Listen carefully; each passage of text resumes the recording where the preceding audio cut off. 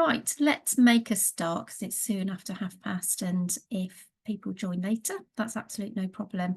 So good afternoon and welcome everybody who's here. You are here for the BEP leadership webinar that is titled Investing in Personal Development of the Whole Community and putting that at the heart of school improvement. So my name is Kath Keast. I'm Head of School Improvement within the School Improvement team at BEP. And I'm going to hand over shortly to Phil Hynan, who is the head teacher at St Michael's Church of England Primary Academy in Handsworth. And this afternoon, Phil is very generously giving of his time and his knowledge and sharing with us some gems, some insights, some snippets that will really help us think about how to invest in personal development. And it's important to say that, like all of our leadership webinars, we're not trying to sell you a one-size-fits-all, do this and everything will be perfect. It's more in the spirit of sharing some good practice, sharing some things that will resonate with you, some will, some won't. But here we have got a head teacher who's very generously giving of their time and going to share some of their journey. And as we go through this afternoon, we will hear the journey that you've been on and the school has been on, Phil, from a place of instability and turbulence to a place and a school that is now much more stable, unified, and is demonstrating real progress. And hopefully you're going to share with us some of those nuggets, how you prioritise the SEMH needs, and how that you've seen that real shift in academic progress and the dynamics within your community. So we're all set to be inspired and to hear about your journey of resilience and progress. So welcome, Phil, welcome everybody else, and over to you. I'll stop my camera so that I won't be a distraction to the rest of you. Okay, over to you, Phil. Thank you, Kath. Yeah, so I suppose the first thing to say is to kind of welcome everyone, but to reiterate what Kath said, these are kind of, this is our journey, as cliched as that sounds, and these are things that worked for us. You'll all have things that you do that work for you. And if by the end of this session, you can get a few ideas, that would be amazing for me as the presenter. So head of St Michael's Primary Academy in Handsworth, just literally on the Soho Road. So a little bit about our school, if I can get my slides to work. So I became the head in September 2021, a very turbulent time for the school. I remember trying to recruit teachers and putting adverts out and going to supply agencies and so on. And there was one candidate via an agency who, there's just two St Michael's, one in Handsworth, one in Bartley Green. They initially thought we were the one in Bartley Green, and only to then check themselves and just double check that we weren't mad St Michael's on the hill, to which I had to confirm that we are St Michael's and we are on the hill. And their view of us is that we were mad St Michael's, and then they turned down the opportunity. So the school's reputation wasn't great, and it was through no fault of the people here. Everyone was trying their best. Just had a turbulent few years. So what we have is kind of a brief summary of our journey. So I became the head in, like I said, September 21. I remember vividly the second Tuesday that the children were in. We were Ofsteded. This is my first headship. So within a week, 10 days of being ahead, we were subjected to a full inspection. And then we had a monitoring visit in October 23 and a follow-up inspection a couple of months ago in March 24. So we've gone from requires improvement, judged requires improvement, to be judged outstanding, and personal development and investing in that is very much at the heart of that kind of improvement journey. It's been especially important in improving standards in terms of outcomes, improving behaviour from the children, and also rebuilding and repairing relationships with a community that had kind of it had it tough. So kind of this is what characterised the school in September 21. So high staff turnover, falling pupil numbers, poor reputation, high pupil mobility, the relationship between the school and the community, the school and the parents, that was damaged and broken, you could argue, and the learning behaviour and behaviour per se of pupils needed some work. So 3 years later, kind of we're in a much different position, a much stronger position. We've got a stable staff team, so my staff are amazing. They're at the heart of everything we've achieved over the past few years. I couldn't ask for a better staff team. They're phenomenal. They come to work every day. They go above and beyond for the children. They care deeply about the community. They're a blessing. Pupil numbers have increased, particularly this year, actually. We've now got a positive reputation within the community, not only amongst our parents, but within our surrounding community. People will happily recommend us now, knowing that we're a viable option, and we will do our very best to give kids a good chance. High pupil mobility, that's still a feature of school life. So as of today, we've got 199 children. Of those 199, 80 of them are new this academic year. So pupil mobility is what it is. That's to do with kind of contextual issues around housing, and there being kind of the area being saturated with kind of temporary housing and what have you. So families get moved in, then they get moved out a few months later when they get more permanent housing. Stronger relationships now, not only with parents, not only as a staff, but also with the community, with community leaders, with places of worship, with local charities and so on. But I'll touch more on that. And positive behaviour, positive learning behaviour as well as behaviour per se. So things are good. Things are really good at the moment, really stable, really positive. And at the heart of that has been an investment and a strategic investment in personal development. So kind of the bulk of today's presentation will be the reasons why we did this, but kind of the ways in which we did it. And the idea will be to give you as many examples of what we did, in the hope that one or two might sound attractive to you and get a few ideas. As a school, we're part of a school trust called BD-MAT, Birmingham Diocese Multi-Academy Trust, a Christian Church of England MAT, and the kind of vision of the MAT is about life in its fullness for all children and all stakeholders. So that's very much at the heart of personal development, and it's about providing opportunities that develop the whole child and the whole family, and that's something that we were really clear that we were going to do from the offset. It wasn't about personal development of a child, it was about personal development of their family. So a lot of kind of what I'll touch on today is steps that we took to support families as opposed to just children.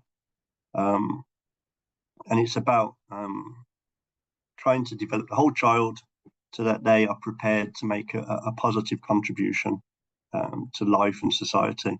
And again, that's something that we want our children to grow up to make a positive contribution to Handsworth, because Handsworth is a community that doesn't always get good publicity, but it's a community that is rich in talents, lived experiences, and so many qualities that aren't necessarily shared and reported out in the press. And we want our children to grow up, to invest in Handsworth and continue to help it to go from strength to strength.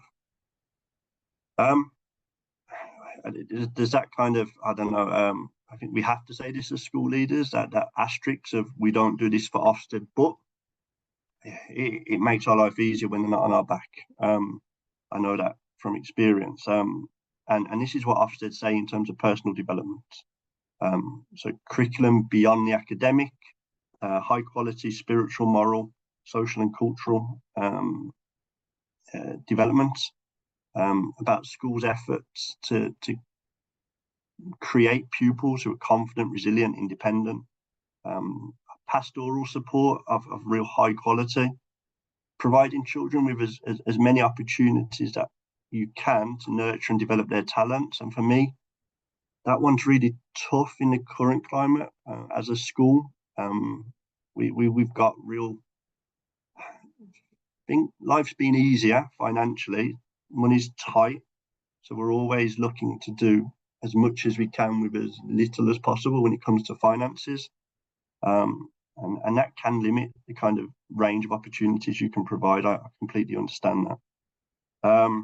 Preparing pupils for modern Britain, about pupils engaging and learning from and understanding opinions and beliefs that are different from their own, helping develop active citizens, and pupils having the language, knowledge to be able to discuss, debate, question, challenge a variety of issues.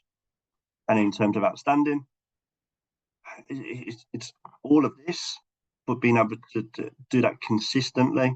And then you've got that kind of word that pops up in the inspection framework when talking about outstanding, exceptional, about children who would be considered disadvantaged for different reasons, about them benefiting from the excellent work that a school does. And this, the penultimate bullet point there is one that I think we do really well, in that we've coherently planned, strategically planned our PD offer. Yeah, we identify an issue and we have kind of a reason why we need to do something, and then we strategically plan and deliver that intervention or that offer, and then worthy of sharing with others. But I'll let you be the judge of that.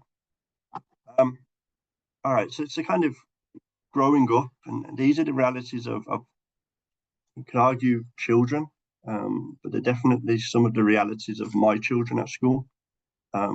The challenges of kind of navigating some of the issues that living in a community that's underserved poses, linked to kind of poverty and what have you. Like I said earlier, one of our biggest barriers is housing, and that's had an impact on pupil mobility. So lots of our families kind of, their dream would be for stable, permanent housing, let's just say. Other realities in terms of diet and having a balanced, nourishing diet isn't always easy, especially this time, the cost of living crisis and so on. Mental health, which has obviously now got a really high priority out there. Diminishing public services, which you will all know as school leaders, comes back onto us 9 times out of 10, because we are that public service that parents have the best relationship with, therefore they trust the most. So it's us that they turn to. Lived experiences, creating adverse childhood experiences and trauma, and the impact that then has on childhood development. The kind of expansion and the greater presence of online activity in our children's lives. I'm forever saying to my children on a Friday before they go home, don't just sit on a tablet, don't just sit on YouTube for the weekend, get out, play, get outside. Very different from obviously when we were younger. And that leads on to kind of children being less physically active than maybe 10, 15 years ago. So these are the realities of Handsworth. But this is not the Handsworth that I know, and this is not the Handsworth that I have the privilege of working in on a daily basis. The Handsworth that I work in, and I'm proud to call kind of home, is a Handsworth that is a real community where people will fight for you, with you. People want to do more to improve the lives of others. And I'll touch on how important the community has been to our school improvement journey as we go through this presentation. but it's not easy. And these are some of the myriad of kind of challenges our children will face as they grow up.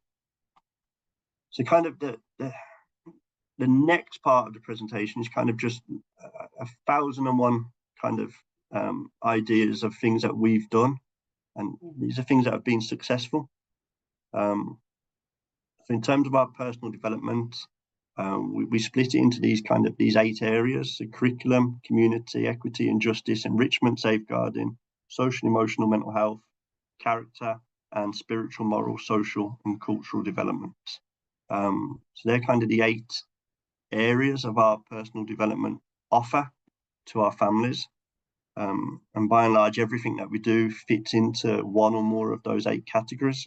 Kind of, like I said at the start, we placed personal development at the heart of our school improvement journey. So these were the objectives that we had in September 21. It was to strengthen community links and earn the trust of stakeholders, so children, parents, local families, local businesses, places of worship, and so on. And it was to kind of rebuild those strong links, keep our families as safe as we possibly can. We can't guarantee that they'll be safe. We can't do everything, but we will do as much as we can, and we will always look to do more. Fight for equity and justice for a community that's underserved. Design and embed a curriculum, so a curriculum that celebrates all that's great of our St. Michael's and Handsworth community, and one that instills high ambition and aspirations, and that's one of our values is aspiration. Provide families with a real rich offer of enrichment activities, and nothing never being on the table. So if there's something out there that sounds exciting or something we haven't necessarily tried before, we'll give it a go. And ultimately, we want to create young adults and then community leaders who play an active part in the strengthening of Handsworth as a community. So I'm going to go through each of those 6 objectives and just give you examples of things that we did in each of those, linked to each of those objectives. Okay, so objective 1 was to strengthen community links. So relationship between school and families and the wider community had suffered during a period of turbulence. So some of the things we wanted to do was to open school to our families, was to develop and strengthen community partnerships, and was to place family support at the heart of what we do, to prioritize it. Because ultimately, as a school staff, a school team, we understand and we agree that we can't teach our children, maths and English and reading if we haven't met all those other underlying needs. So these are some of the things, that we've done over the past few years. All right, so lots and lots of now just real short, sharp, tangible ideas of activities and initiatives. So first one, family club. So we essentially opened our own youth club type weekly event. So it takes place every Tuesday after school. It's a safe environment for families to attend. So parents have to attend with their children. They don't sign up to it in advance. Our learning mentor, our student social worker, and our family support worker, there'll be a combination of those members of staff who will be present, and they will sit in a relaxed environment with families. They will chat, they will get to know what's happened over the past week or so. Parents will really kind of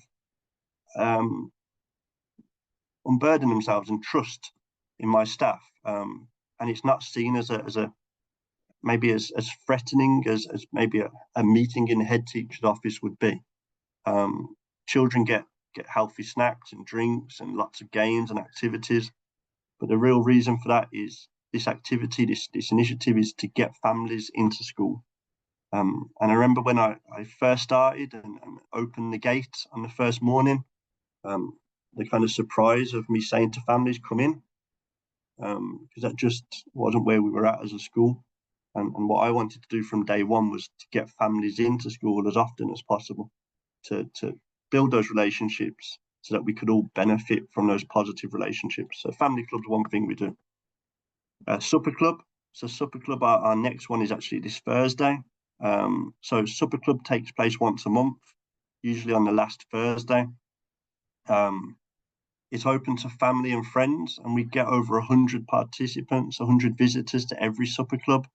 And we basically, as the name suggests, we give everybody dinner, supper. So parents, grandparents, neighbours, children will come, they'll sit, they'll share a meal. And in our experience, food brings crowds. More people come to supper club than anything else that we do. And so they'll get, a typical menu might be rice, dal, samosas, ice cream, cake, drinks, and then we'll have things like quizzes and competitions. It often descends into some sort of chaotic dance off with parents and children dancing, music very loud, a party. But again, it's just a way of bringing a community together who maybe 3 years ago weren't all together. And lots of my staff attend. They do that by choice, and they see it as a real valuable opportunity to try and catch a little conversation with that parent, or to share a moment with that family. But it's a real, again, it's non-threatening, and it's a way of bringing in families who might sometimes be hard to reach. What else have we done? So parent retreat. So each half term, we take a group of parents to a place in Worcester, Bromsgrove, called Barnes Close. And I'll come back to Barnes Close in a bit when talking about what we do with children. But essentially, Barnes Close, it used to be the home of the Cadbury family. It's a big old house in the middle of the countryside. They've got alpacas, vast garden, their own woodland, and you can walk from the house to the Waisley Hills and down to their playground and cafe. It's amazing, and it's 30 minutes from us in Handsworth, junction 4 of the M5, but it's a world away from the Soho Road and kind of the typicality of our normal day. So we take parents there every half term, and they prepare meals, they prepare activities, they plan it themselves, and they'll share lunch together. They'll go for a walk in the forest. They'll help look after each other's children. They'll do arts and crafts, and it's just amazing. And my learning mentor and family support worker will attend this. And again, it's a way of building relationships. I keep coming back to that word. The reason we've been able to turn our school around in a relatively short space of time is because of the support of others, because we couldn't have done it on our own. So relationships are kind of at the heart of everything we try and do at St Michael's. What else? Saturday Club. So again, as the title would suggest, it takes place on a Saturday morning. School's open, families attend. We get support from local charities, local community groups, local sports teams, such as Edgbaston Cricket Club, or Warwickshire Cricket Club, I should say. And basically we provide the site, we provide the location, the setting, and others provide the manpower, the support, the ideas. But by building those relationships, we tap into kind of funding and opportunities that are out there. But Saturday Club provides a safe space for our children. So we run it during summer term, when we can guarantee weather will, well, can't guarantee, can you? But the weather will be as good as possible, as dry as possible, and it's just outdoors, sports. We've got a yurt in the playground, so that'd be like arts and crafts in there. But it's just great seeing, and I've brought my own kids down to it, and just to see so many families and children just playing and socializing with each other. Half camp, and I'm sure many schools out there, you do this yourselves, but we run a half camp, a holiday activity and food camp every Christmas, Easter, and summer holidays. Again, we provide the site and we help promote it and sign the children up. But we are blessed to have an amazing school association, school network association called Handsworth Association of Schools. So they secure the funding, they provide the staff, they deliver the half camp. But it's our children and our surrounding community that benefit from that opportunity. Standard coffee morning, so this takes place every Tuesday morning, and again, it's just about getting parents in. We'll have some weeks where there's no theme at all. It's just coffee, cakes, biscuits, chats. But then there'll be some weeks where there's a specific theme. The most recent one was about autism, and that was really well attended. And we got the communication and autism team representative to deliver a session using some of the hours that we had with her. It was an amazingly well attended session, that one. But again, really informal, really non-threatening, and just making as many connections with as many parents as possible, as many times throughout the week. So this is our school foyer. Our school foyer is a wall-to-wall portraits of our families. So at our supper club at the end of last academic year, we got a local photographer come in who has supported us with a few projects, and he set up camp in one of the classrooms, and the parents dropped in and took their own portraits, and they got a copy for themselves for free. And then we got, tens and tens and tens of family portraits. So our foyer is us, it's our families. And as a school with really high mobility, ranging between 40 and 50% in-year mobility, for us this is really special because we have that lasting reminder of our school community, and many of the families who are up there now, they've left, and many new families, and we'll take their pictures and they'll go up on the wall as well. But it's just a reminder of who we are, who we have been, and who will continue to be. Parent workshops, we do them termly, as I'm sure you all do. So some of these are kind of nothing exciting. These are the norm that you guys will all be doing as well. Community parent support groups. So again, we offer the site for free to local community groups and charities to use, and there are many groups out there, many charities, many community groups who have got funding for projects that you can kind of work in partnership with. They need people, because then that gives them data which they can then give to the grant, whoever awarded the grant. So you can support each other, and it's a mutually beneficial partnership. So some of the support groups that we have are things such as a SEND support group for parents whose children have special educational needs, parents with SEMH needs themselves. But we work with those community groups. They get the funding, they provide the expertise. We just provide a place, and we help build connections with people who need that support. And that's really important for my community at school, because they trust us as a school. So if we can bring the support into school, they're more likely to access it and engage with it, as opposed to if I sent them somewhere else. Using school site for community events. So, each year, Handsworth community charities, community groups, we use the school site for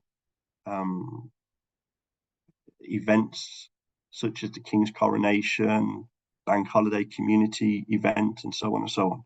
But we open the gates and people come in and they use the site. But again, we don't have to be hands-on and deliver it. Those who do are trusted partners, and they deliver it for us, they fund it for us.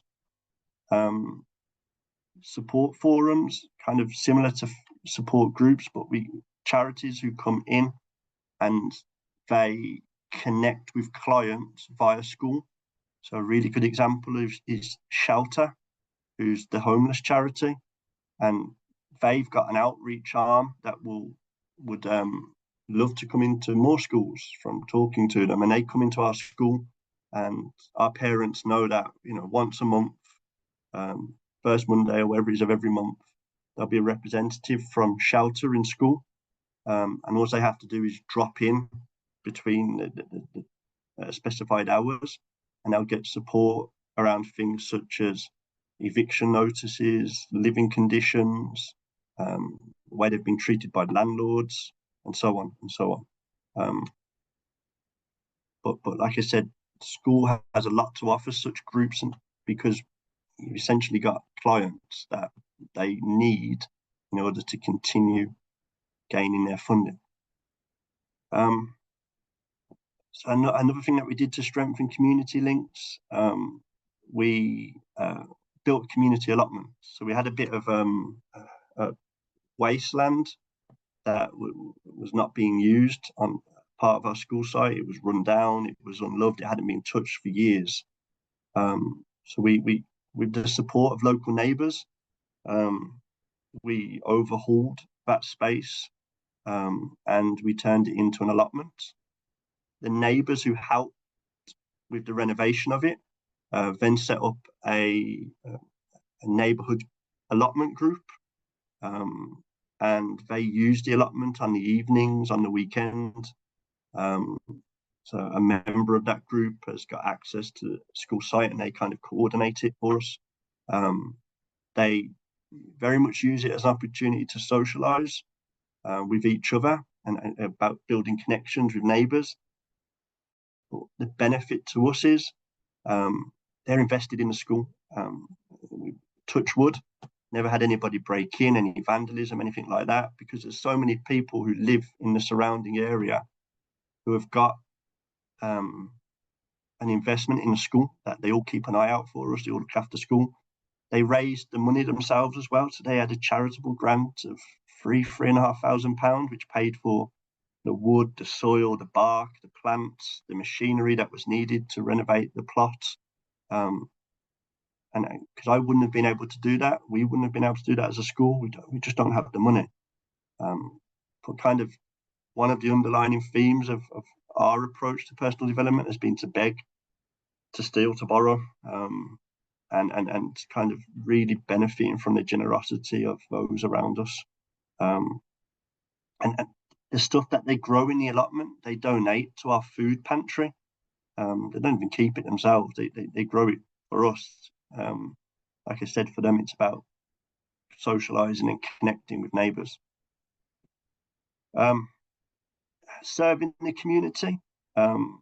So I'm really kind of passionate about our children playing a role to support those around us. So children, one of our, the school council, the faith council, they plan a termly event that targets a specific group within our community.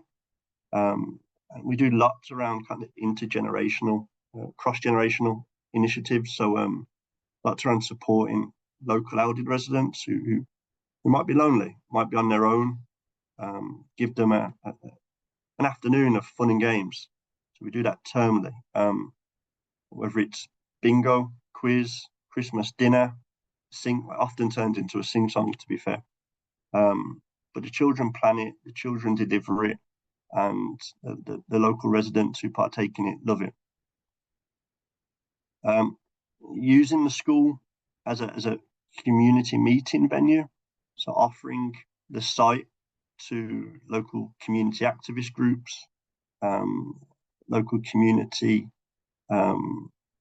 groups of interest, and so on. So at the minute, we've got a few things taking place in Handsworth around the closure of our library, around the reduction in our services, around road safety. And so school is used as a meeting place on evenings. So we're fortunate that one of our school governors is a real active community activist, and he leads a lot of these. So he kind of just uses the school hall for these meetings and so on, but it brings the community into school who wouldn't necessarily have children at my school. They wouldn't necessarily have any other reason to connect with school.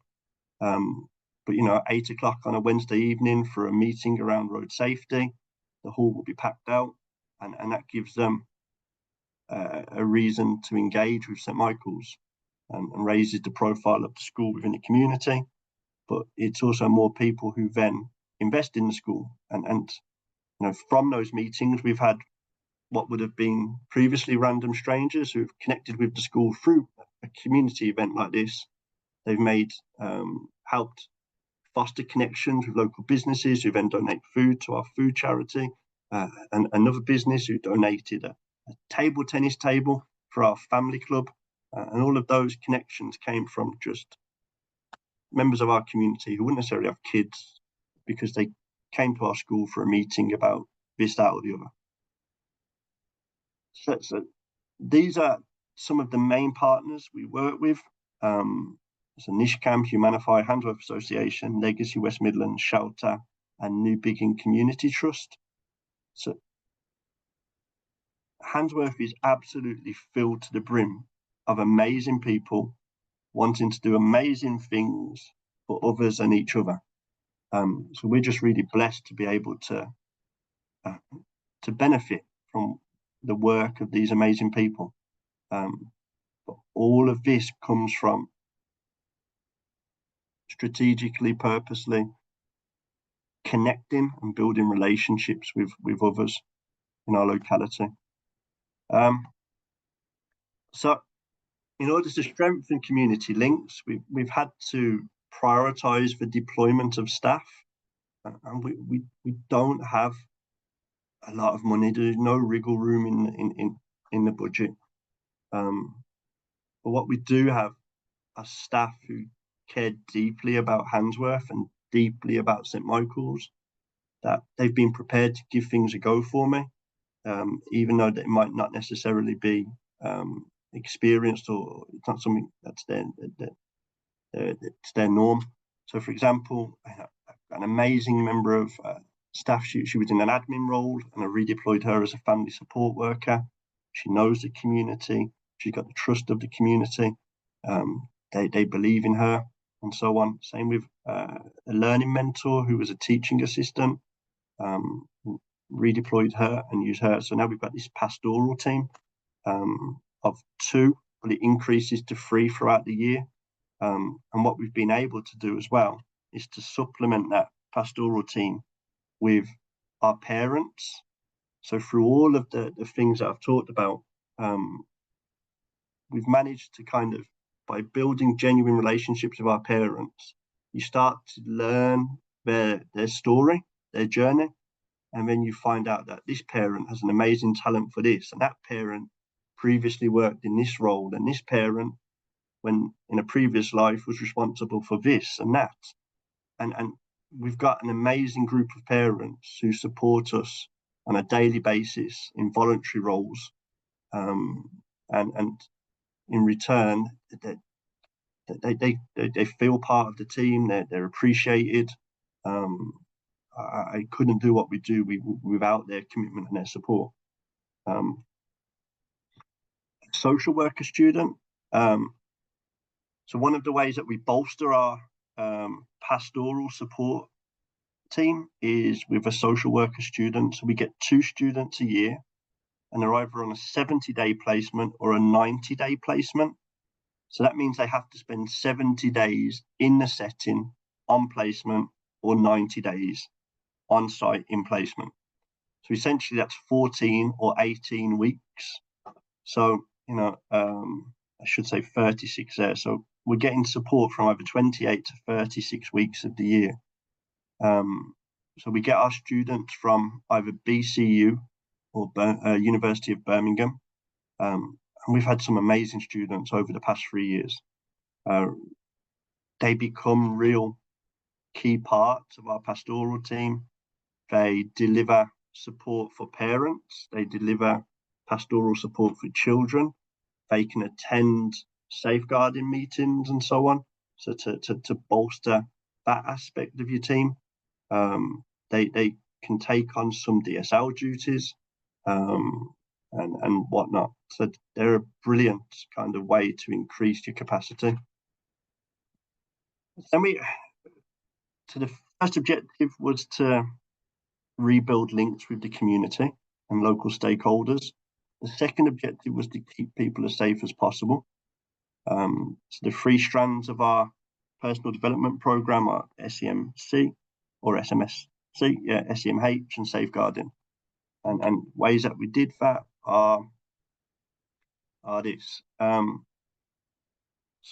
life's tough. Yeah, life is tough, and life throws up challenges that we're just not equipped to deal with. That you need experts in those particular positions, and one of those is counselling and therapy. So we've been fortunate to benefit from the support of St. Martin's Counselling Services. They're based in the Bullring at St. Martin's Church. And again, we don't have any money, but what we've been able to do is to get grants or to get picked to pilot particular projects. So we've really benefited over the past 3 years from their expertise and their support. They'll come out and they'll provide one-on-one counselling or small group counselling to support children who've got identified SEMH needs. I know, for example, there's funding out there available for children who are refugee children, and St. Martin's can tap into that funding as well, and they can provide cognitive behaviour therapy to youngsters to help them kind of deal with the trauma attached to their kind of experience and their journey that's led them to being a refugee at your school. So there's lots out there that you can kind of make use of in that area.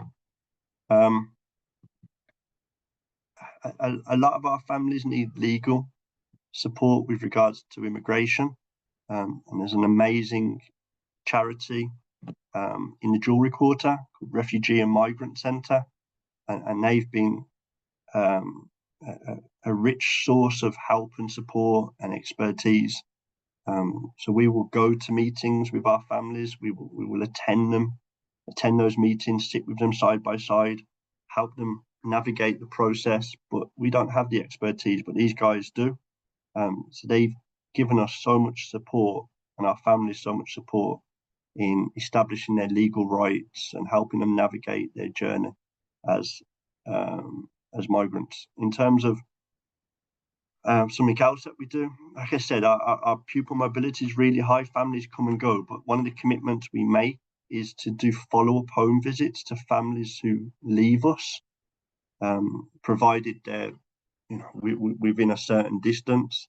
If our family was to move to Manchester, that might make it a little bit harder, but Tipton, Wolverhampton, we can get to those places.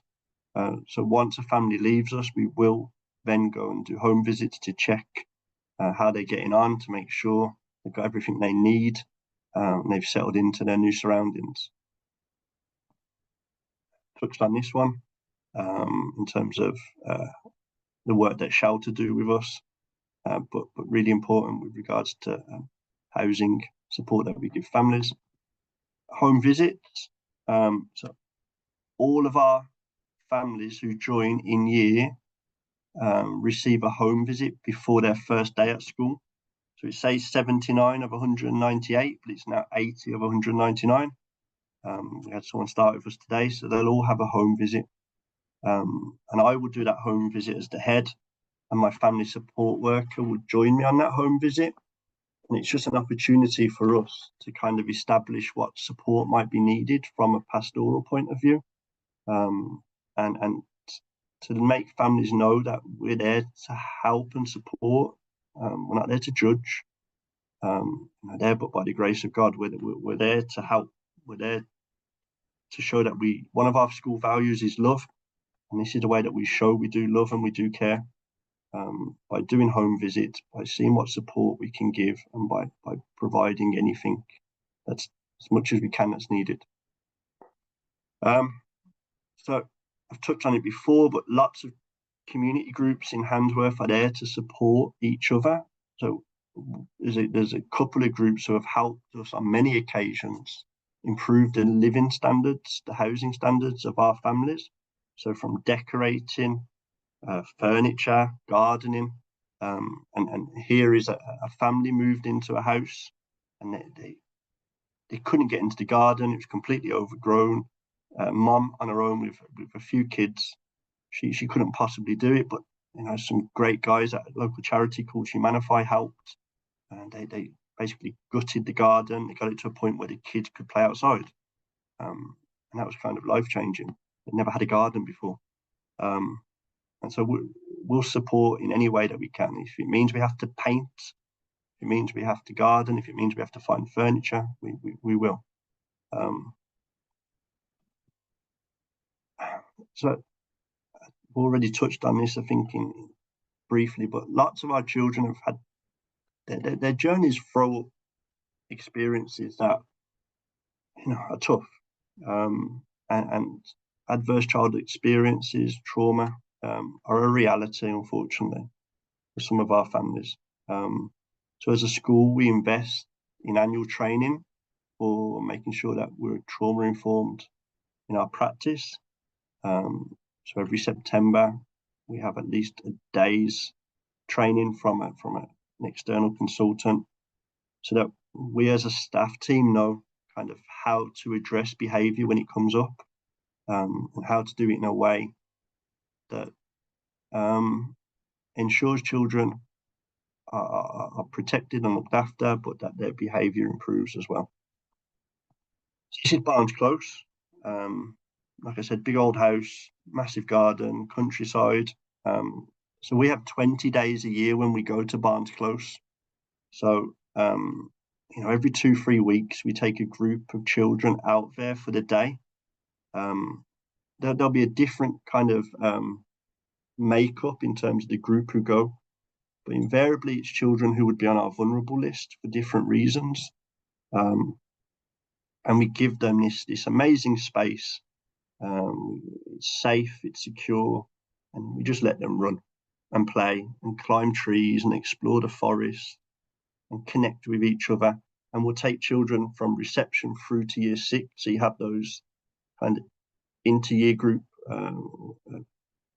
relationships building, and then children have got a peer who might be older to look out for them, or they might have to look out for somebody else on a day-to-day basis then at school. And it came from those shared experiences at Barnes Close where they became friends. And it's just on our doorstep, essentially 30 minutes. It takes us longer to get off the Soho Road than it does to get to Barnes Close up the M5. But it's such a special place. Safeguarding is built into our curriculum through PSHE and RHE, but then also through every Thursday, I deliver a safeguarding assembly. I split the children to Key Stage 1, Key Stage 2, because some of the topics that we cover, yes, they're really important, but they're sensitive, and I need to make sure that I tailor them to the age of the group. So it's not uncommon for me on a Thursday to tackle head on some of the contextual safeguarding issues that are realities for many of our children. And some of those topics are really tough, whether I'm teaching them about the wrongs of abuse and poverty and misogyny, but making sure that we educate our children, because some of our children need to be educated to know that their lived experiences, the things that they've witnessed, are wrong, and what to do if they were to experience something of that ilk again. So really being explicit about what we teach and not trying to avoid certain topics because they're tough. Those tough topics have to be covered to keep people safe. I'm sure many of you are aware of kind of UN rights respect in school, so that underpins lots of what we do from an SEMH, RHE, personal development point of view. So the third objective was to try and fight for our families, to fight for our community, for equity and justice, and to kind of make sure that our parents have access I talk to the staff about, as a parent myself, that what I want for my 2 children has to be what we want for the children of St. Michael's. And that means we've got to fight in some cases, and yeah, do whatever we can within reason to make sure that our community gets equity. So some of the things we do, we've got a food cupboard. We started with a food bank a few years ago, but we identified a number of families who weren't accessing it because a stigma attached to asking for food. So we turned it into a food cupboard or a food pantry. So our family support workers office, a whole one side of it is just floor to ceiling of food. And we get money for that food from a local charity.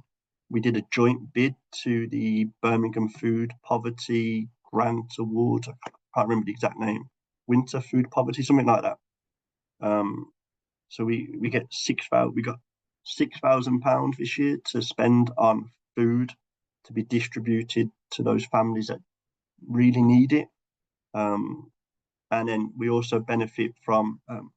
So we've got I'm pointing like you can see, but we immediately over the road from us is a huge Gurdwara, and the guys at the Gurdwara are special people, and we benefit so much from their desire to serve. So we get donations on a weekly, fortnightly basis of food for the food bank as well. So parents now pay £5 and they get £15 to £20 of food. But basically, they pay a fiver and take what they want. And we just replenish it using the support that we get from our community. And then on the eve of school holidays, we prepare food parcels that parents, families can just come and take. It's not means tested. We don't want any evidence. If you want to come and buy food from the food pantry, then you're more than welcome to. And in the past, we've had parents bring a neighbour or parents bring a friend, and we've got no problem with that at all. It's there for others. School uniform, so swap shop. We replenish lots of pre-loved uniform, and parents can come and take whatever they want. They can donate the uniform that is now potentially their children have outgrown. They can take more uniform that fits them. We raise money from the money that we kind of raise from the food cupboard and other little initiatives. We use that every year to buy school uniform from just Asda George, which we can then give to families who join us. So at any point in the year, between 10 and 20% of our families, our children, they live in a refuge. They've got this amazing resilience and this amazing fight that's brought them to Birmingham, invariably from another part of the country, and most likely in the blink of an eye, they've had to be uprooted and move. So we make sure that those families are given what they need upon enrolment. Money's not an issue. We want those children to be given their uniform so they feel part of the school community immediately. But again, we raise the money for that. Investing in parents. So school is used to host adult learning classes. Currently, it's adult learning in childcare level 2.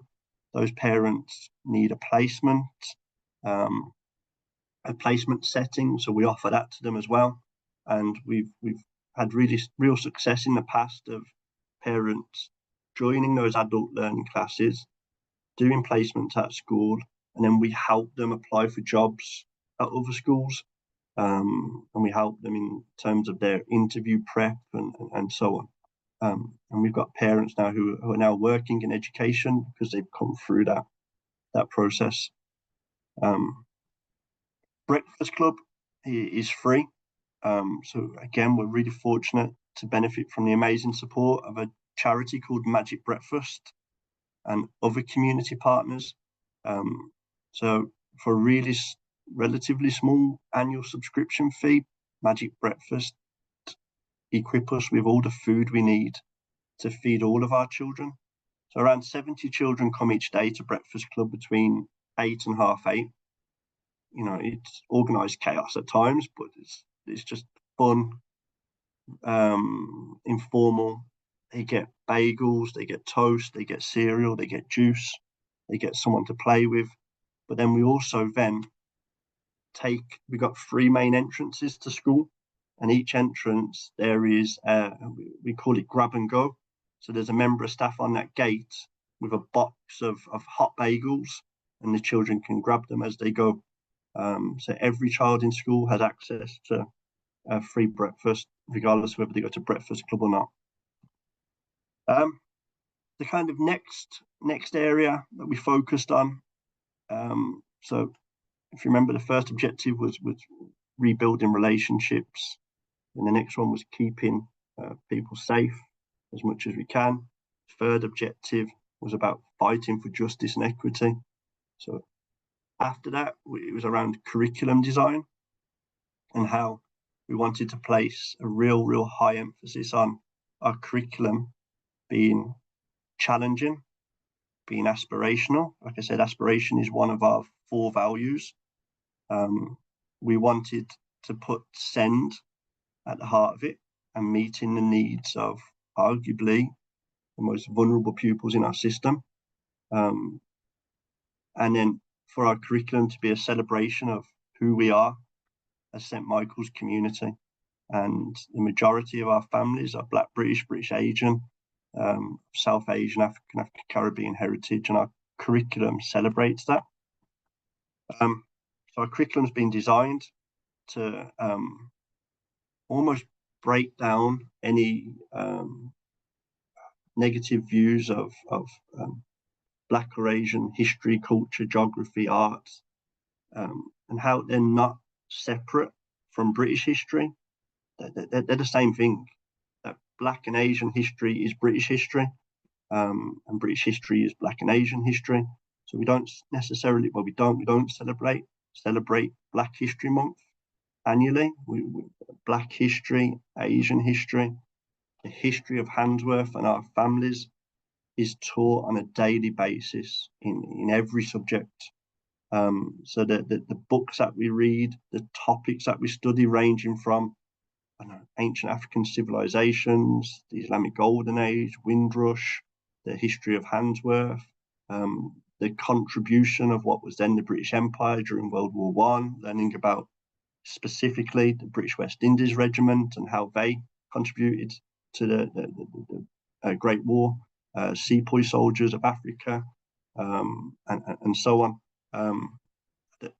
Running through our curriculum as well is this kind, we call it a golden thread of migration and the movement of people, and all year groups across multiple subjects, there'll be a focus on migration, and how as a city, Birmingham is a city built on the history and the contribution of and benefit from inward migration. So subjects of history, geography, Latin, oracy, debating, science, RE, all of those have bespoke curriculum books that have been designed by myself and my deputy, and everything that the teacher needs to teach those subjects, those topics, are built into these curriculum books. All the academic reading that underpins each of those topics is in those books. The books are designed around our pedagogical philosophy and approach. We've got something we call a 5-part model to a standard lesson, and these books embed that 5-part model. But ultimately, the purpose of our curriculum books is to make sure that our curriculum is pitched really high, and it's built around this concept of mirrors and doors, and that we want our curriculum to be a mirror and reflect our children's culture, history, lived experience, but we also want it to be a door where they can see into the culture, history, heritage of peers and their families and the community around them. Our curriculum is language rich. For a significant percentage of our pupils, when they join us, they join and would be classed as pupils who speak English as an additional language, with very little or no English at all. And again, that's not just in reception, because of our mobility being so high. Those children join us at varying points throughout their primary school life. So our curriculum is language rich. So we're a talk for writing showcase school. So Daniel, my deputy, has been a driving force behind that, and my staff have just embraced the approach to teaching writing. Our English curriculum built on high quality texts. We study Latin as a modern, in inverted commas, foreign language. We were focused on etymology and SPAG. We've got an English as an additional language program, where one of my HLTAs is released from class in the afternoons every day, and she delivers an EAL program.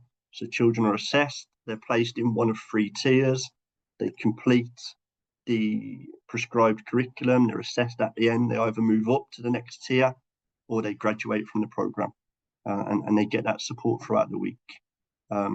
We've got kind of whole school interventions that the aim of them is to focus on language acquisition.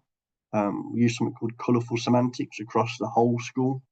So there's lots that we do to help children acquire language, use it orally, and use it in its written form.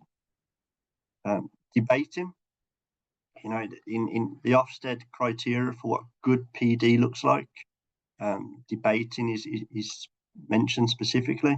So our year 5 and 6 children, they are taught the art of debate.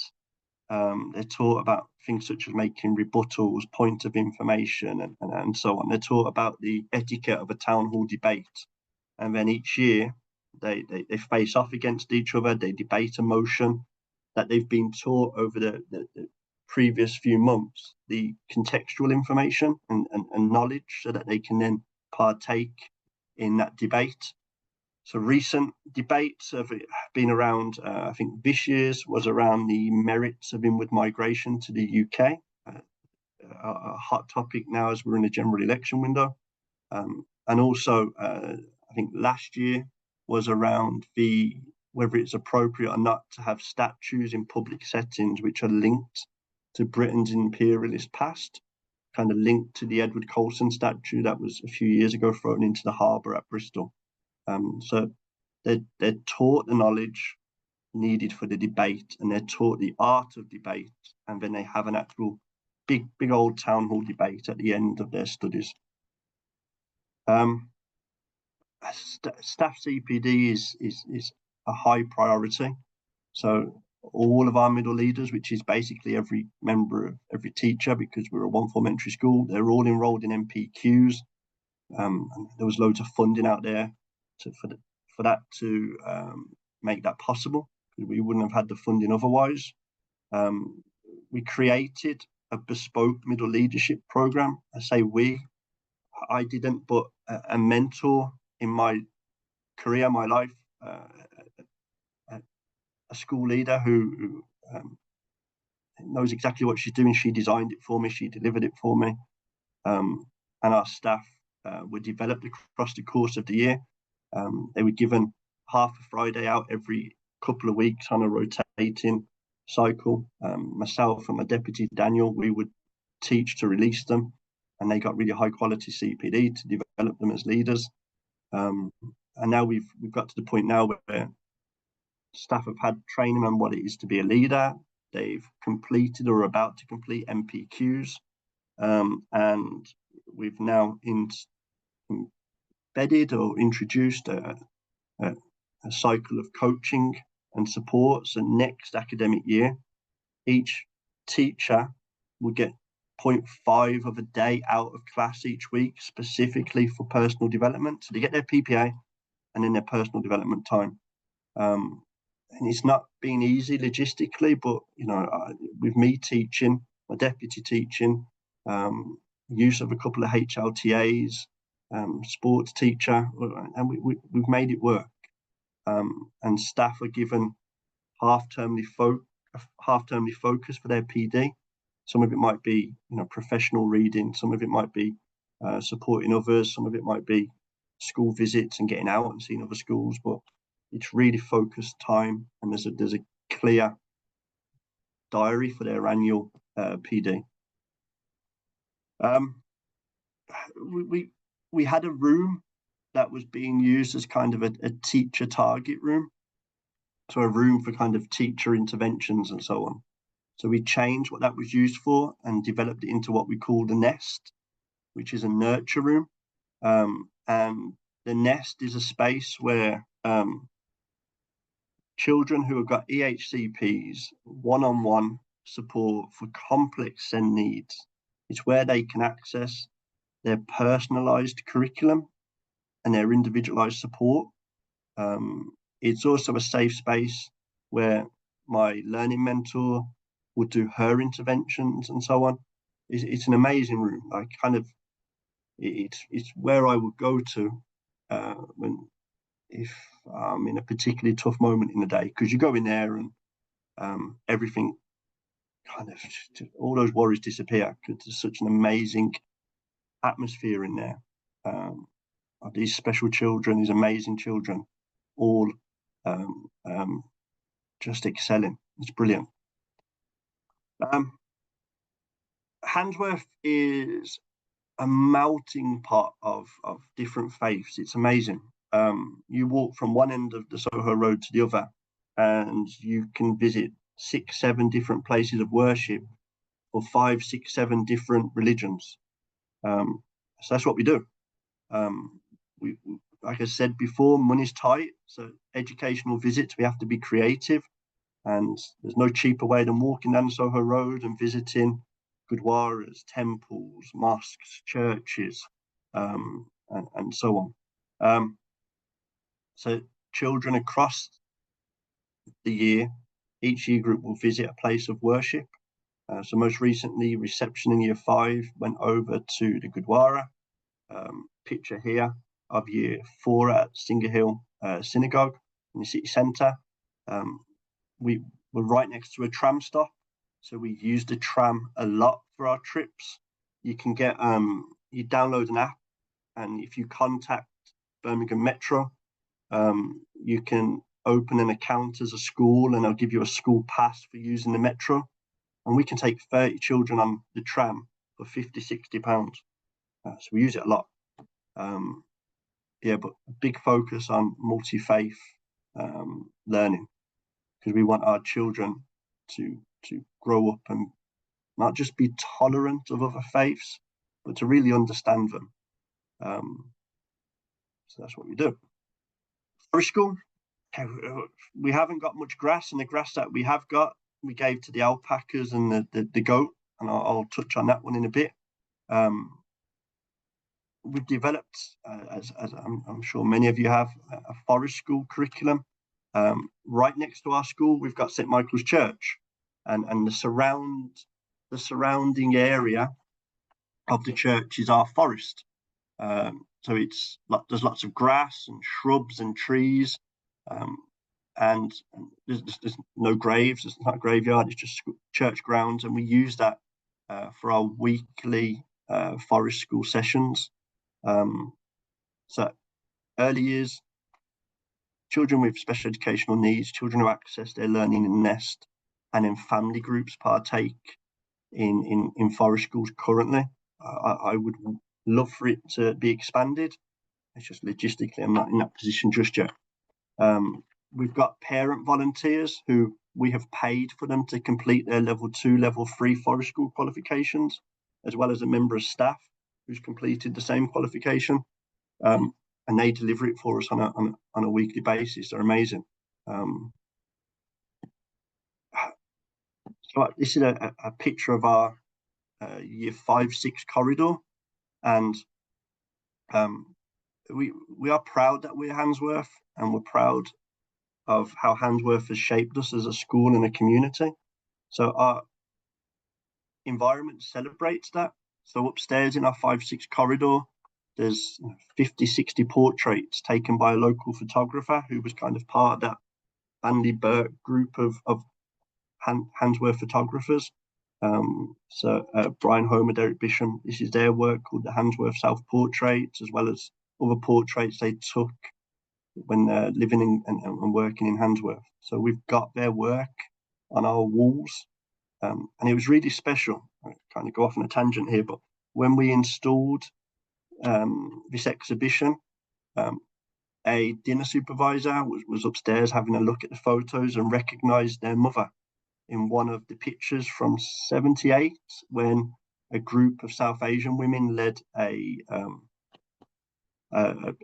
strike in a local textile factory in Smethwick, and he saw his mum, which was a really special moment. Enrichment. All right, so as you will all be doing, you try and give your children as many opportunities as possible, and for us it's about giving them as many opportunities that they wouldn't necessarily get if we hadn't facilitated that, just because the opportunities aren't necessarily there. These are just some of the examples. I didn't want to bore you by listing every single one. So these are some of them. So cycling club, see, we took part in a triathlon in Handsworth Park, and were kind of surprised at how many children couldn't ride a bike, which made the triathlon difficult. So what we did then was put in a bid for some money from a charity called the Grimmett Trust. We were awarded money. We were then able to buy a set of 20 bikes, all refurbished, all new, pre-loved. There's in Sutton Coldfield, there's next to the dump, there's a place called the Reusers, and that's they resell, or they sell reused items, and they've got an arm of that organization that basically restores bikes to former glories, and we bought all the bikes off them, and we've got 20 odd bikes now, bought all the helmets, and every week after school children are provided with a safe space to learn to ride bikes, and they just spend an hour or so just whizzing around the school site, and it's the most popular club we've got. Sailing club, so we're not too far from Edgbaston Reservoir. So all I did, we were just driving past them one day, just popped in and said, do you have any funding available for children and youth groups? They did. We were able to tap into funding, and again we were able to support them because we give them data. As cold as that sounds, by participating in their programs, we give them data, statistics that they can share with grant providers, which sees their cycle of funding renews. But we take children sailing up at Edgbaston Reservoir, generally children who we identify maybe being low in confidence or being slightly withdrawn or needing to kind of develop a little bit more resilience, and they go sailing, and they tell me it's cold, very cold. Sport is a passion of mine and the school, so we participate in as much intra-school sport as we can. There's nothing better than seeing our school compete against others and the joy that brings. We are part of a co-op, a residential base called the Brig House. So the Brig House is in Atherstone, and it was set up and named in honour of Sir Tim Brighouse, but essentially it's there for Birmingham schools, and it's there's 20 schools who can be part of the cooperative, and we had to sit on a waiting list for a while, but eventually we found our way at the top of the list. So we get 9 nights a year at the Brig House to take our children. So we take children from years 2 to 6 and for an overnight residential, year 2 just go for the day and then come home. But years 3 to 6 will stay for 1 or 2 nights, and even though you can get there in less than half an hour, it's a world away. And our children love the freedom it affords them, the space. It's right next to a place called Grendon Woods. So in my eyes anyway, we're not doing anything spectacular like rock climbing and canoeing and kayaking and anything like that. It's really simple, but to our kids, it's magical. And we're able to charge them very little to benefit from that. I said earlier that the grass has been given to the alpacas and the goats. I wasn't really making that up. There was a video recently, maybe a year or so ago, of an alpaca running down the Soho Road, and it went viral, and it was kind of on TikTok and stuff like that. And that was our alpaca. So we have got a really good relationship with a Warwickshire farm. And again, that came out of a relationship I had with a community worker from Winson Green who knew someone who knew someone who knew a farmer. And that farmer, I met up with him. He's got the same kind of moral purpose as what we have here. And he lends us animals. There's paperwork you've got to complete and stuff like that. But ultimately, we get animals from the farm on a rotation throughout the year. They go back during the holidays. They live with us throughout the school year. So we've had alpacas. We've got a goat called Buster. We've had lambs. So we get lambs in spring who are abandoned by their mother, and then they have to be hand reared. So the children have to make up the milk, have to feed the lambs the milk. We're talking every hour and a half, for months, for a good couple of months, until they reach a certain weight and they can go back to the farm. Honestly, it never fails to blow my mind how mature, grown up, responsible our children are when it comes to looking after the animals. They'll come into school early so that they can muck them out, top up the food. The last thing they do on a Friday is give up their dinner time to make sure the animals have got food, water, bedding for the weekend. I've got a couple of children who they will come into school with their parents during the holidays, and they'll knock on, the caretaker will let them in, and they'll just top up the food and check on the animals, and off they go on their merry way. They love it. But having that urban farm is an amazing tool as well for supporting some of the complex SEMH needs that we have.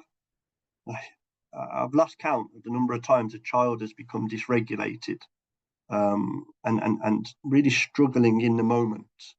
And if I take them outside at that moment, give them a bucket of food and just tell them to go on the field and feed the goat, or go check the chickens if they've laid an egg or what have you, and just that sense of calm that it almost immediately brings, it's magical. But yeah, animals are a big part of our life at St Michael's. So like I said, we've got chickens, rabbit, goat currently, ducks, and then we've had alpacas, we've had lambs. Giving our children as many opportunities to deepen and widen their cultural capital, everything from ballet to the art galleries that we visit, and the live music that we go and watch. A lot of our experiences are accessible via the tram. In the 3 years that I've been here, we haven't paid for one coach journey. We just don't have the money. But public transport, it was a bit I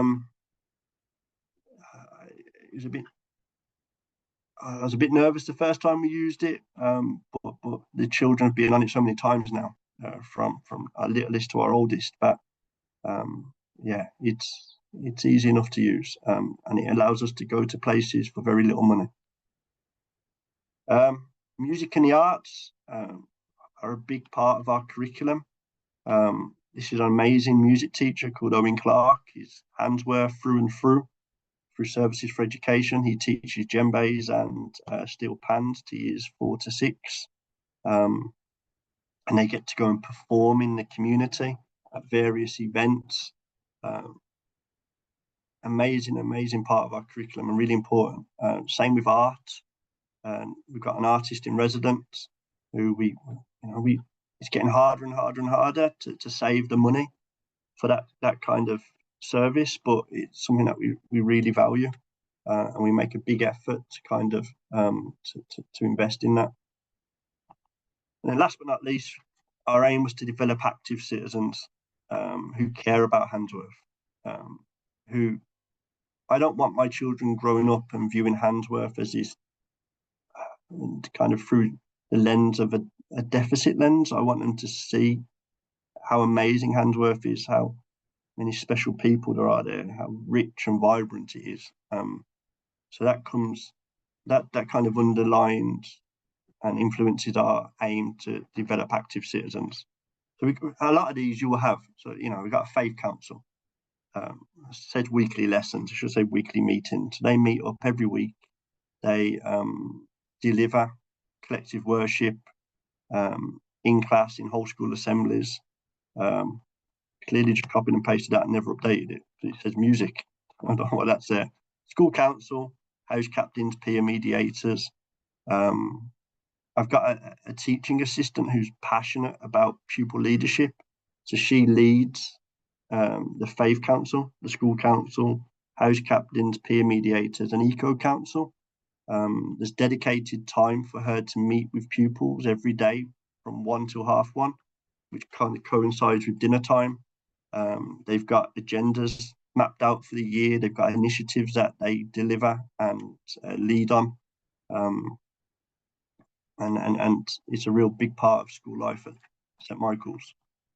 The Eco Council, an example of what their current initiative is, they're working with an organisation called School Food Matters to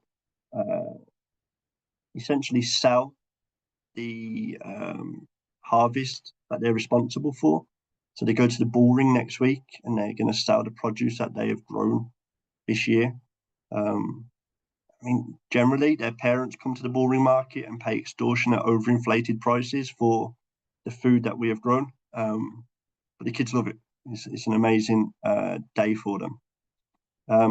Young farmers, I think I've touched on this, but there's a group of children from reception right through to year 6 who are responsible for caring for the animals.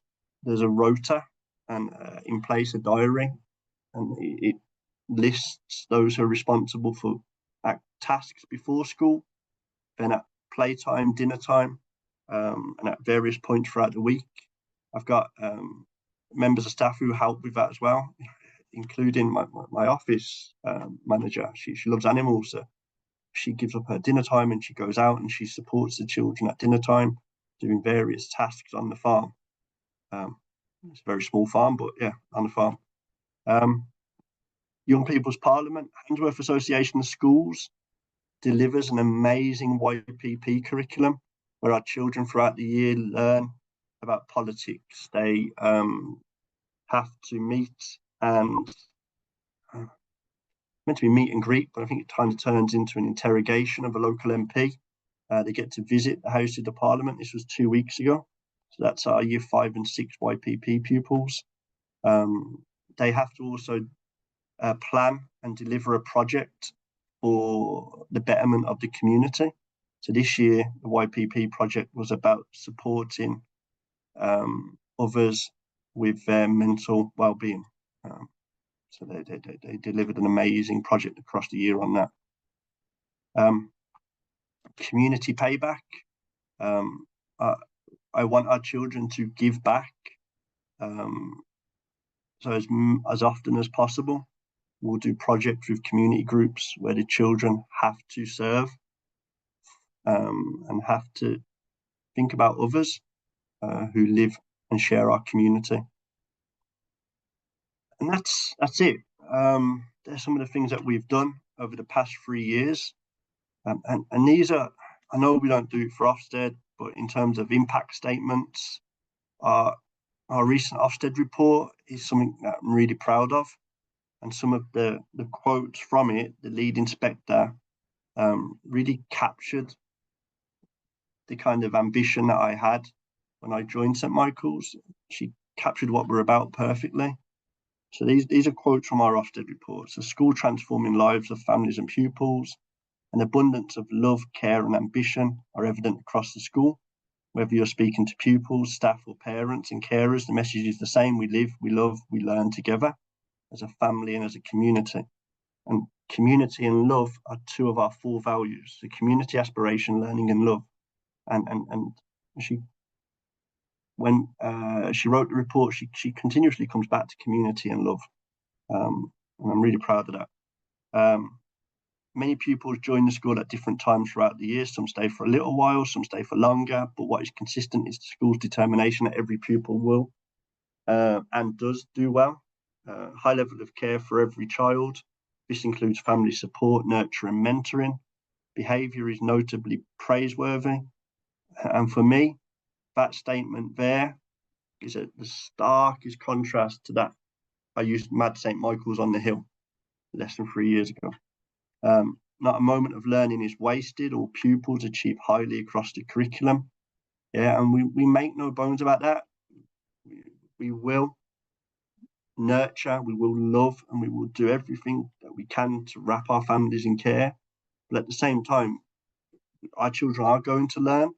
Our ambitions around their academic progress and attainment are high, because we recognise how important it is for us to give them that education before they go off on the next stage of their journey. So academic achievement, quality of teaching isn't forgotten about and sacrificed for PD. They're equally important. The raft of additional opportunities provided is a unique aspect of this school. Everyone enjoys this exciting offer. And leaders create pathways for pupils to realise their potential. Staff give their best to help pupils be their best. And I think I started by saying I am blessed with the team I've got. And there isn't a day go by where I don't remind myself of that. Because as teachers, this is a really hard job. And it's really hard teaching at St Michael's. It is. I know it is. And I also know how lucky I am to have the staff that I've got.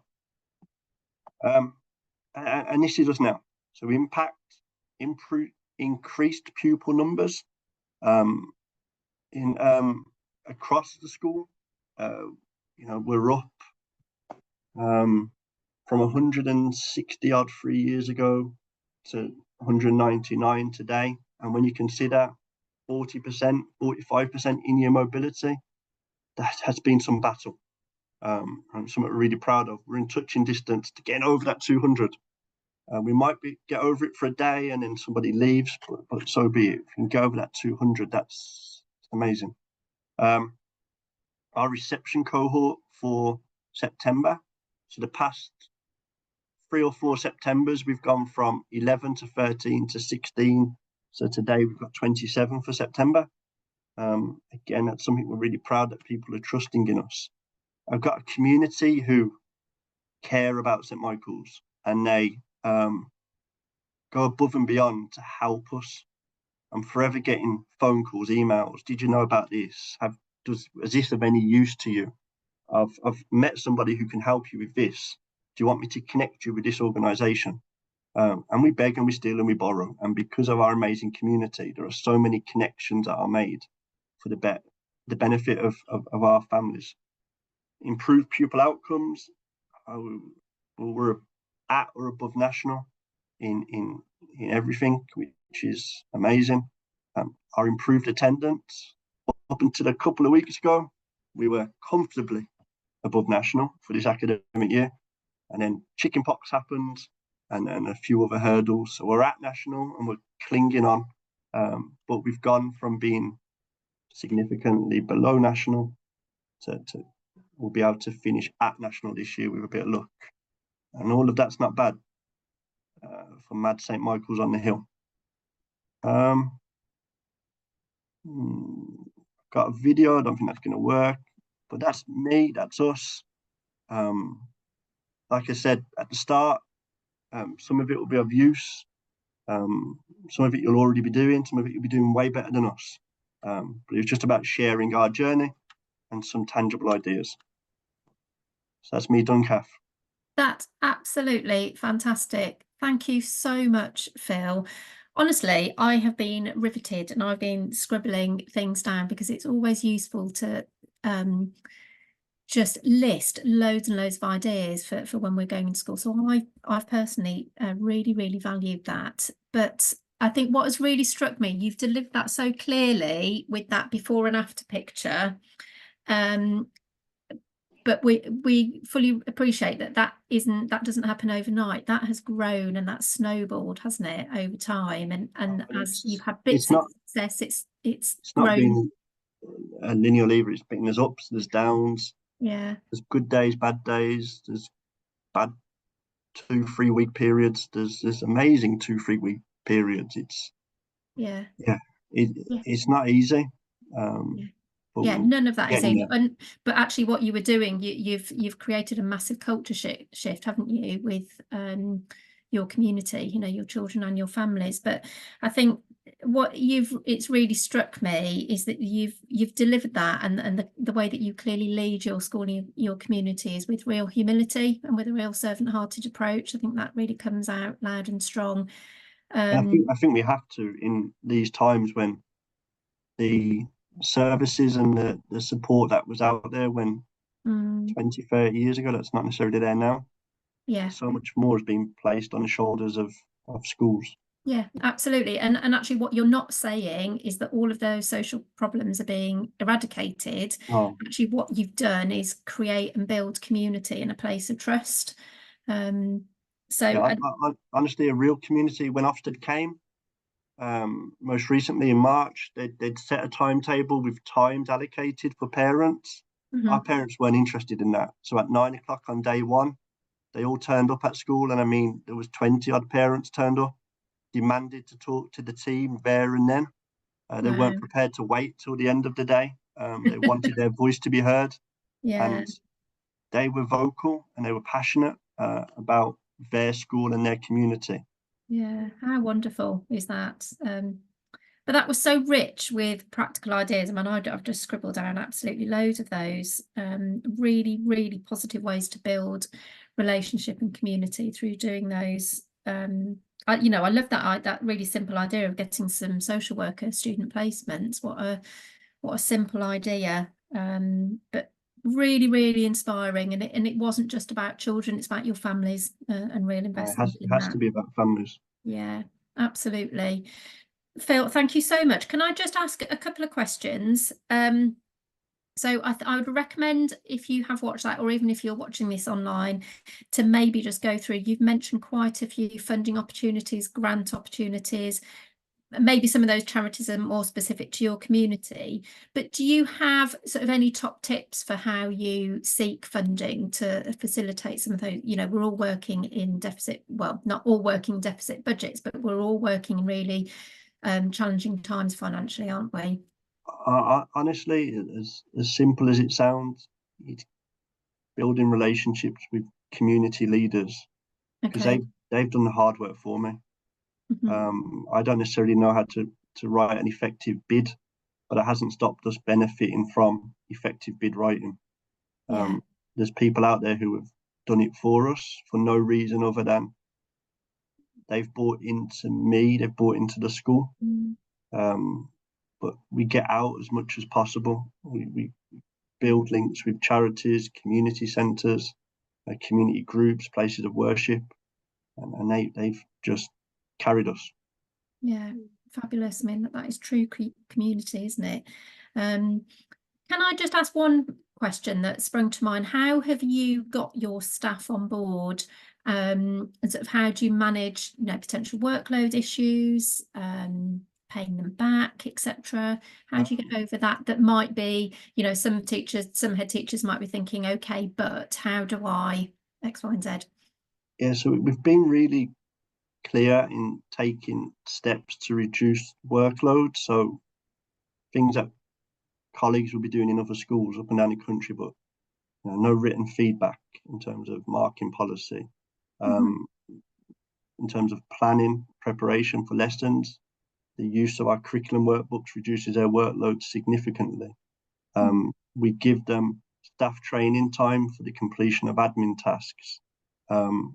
Very clear about not taking work home, give them the time to do that work in class, in school, and giving staff time to take part and participate in professional development courses, and supporting staff when they need time off for personal family reasons. But I didn't necessarily have to motivate them to care. They're just a great bunch who cared already. We're just able to unite everybody. Yeah, fabulous. And it's quite clear that you acknowledge that you're really blessed by that. Oh, absolutely. Yeah, fabulous.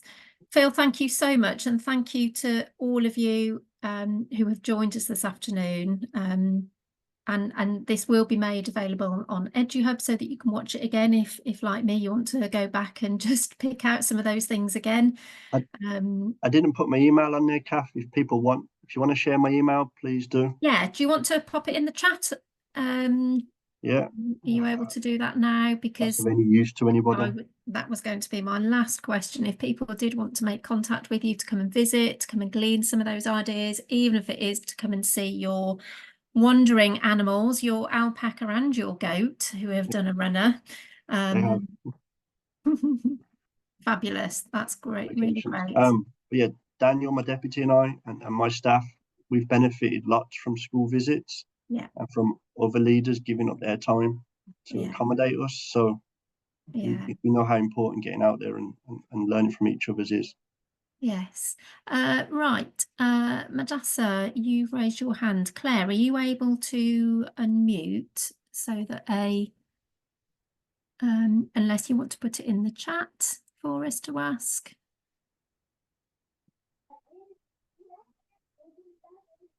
Should be unmuted now. Madassa, would you like to speak?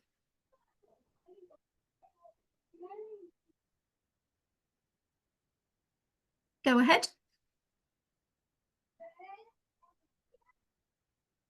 No, not sure that there's anything there. Anyway, Madassa, you've got Phil's email address. Do feel free to get in touch with him or with us at BEP. We'd be happy to help.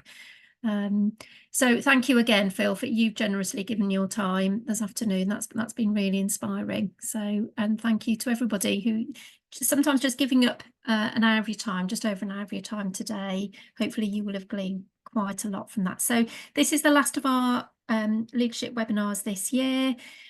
We are running 6 next year. And the details of those will be publicised before the end of term. So many thanks again. And we wish you all a very good end of term and a good summer break. Okay, thank you. Thank you.